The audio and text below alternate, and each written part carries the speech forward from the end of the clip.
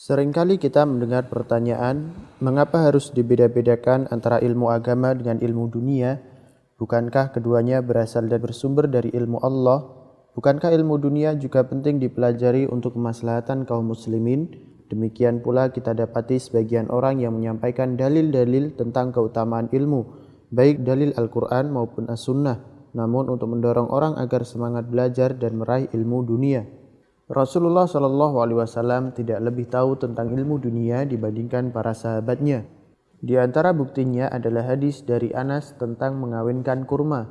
Suatu ketika Nabi SAW melewati sahabatnya yang sedang mengawinkan kurma. Lalu beliau bertanya, "Apa ini?" Para sahabat menjawab, "Dengan begini kurma jadi baik, wahai Rasulullah." Beliau SAW lalu bersabda, "Seandainya kalian tidak melakukan seperti itu pun, niscaya kurma itu tetaplah bagus."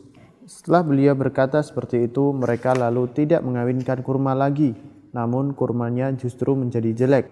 Ketika melihat hasilnya seperti itu, Nabi SAW bertanya, "Kenapa kurma itu bisa jadi jelek seperti ini?" Kata mereka, "Wahai Rasulullah, engkau telah berkata kepada kita begini dan begitu." Kemudian beliau SAW bersabda, "Antum a'lamu bi amri dunyakum." Kamu lebih mengetahui urusan duniamu.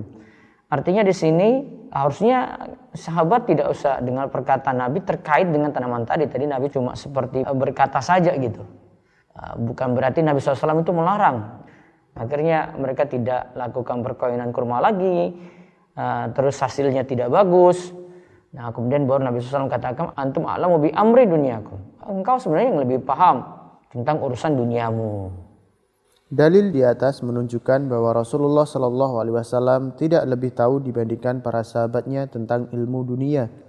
Andai saja kalau yang dimaksud dengan dalil-dalil Al-Quran dan As-Sunnah tentang keutamaan ilmu dan pahala bagi para penuntut ilmu adalah ilmu dunia, lalu bagaimana mungkin Rasulullah SAW tidak menjadi yang terdepan dalam hal ini dan justru kalah dari para sahabatnya?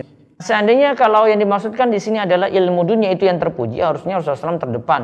Masalah perkawinan kurma, penyerbukan kurma, harusnya beliau itu lebih tahu. Ya, tapi beliau sini serahkan pada yang ahlinya, menunjukkan bahwasanya ya beliau lebih fokus untuk agama, dan yang dimaksudkan dengan ilmu tentunya di sini adalah ilmu agama kalau memang itu ilmu yang dipuji dalam Al-Quran maupun dalam hadis Nabi SAW.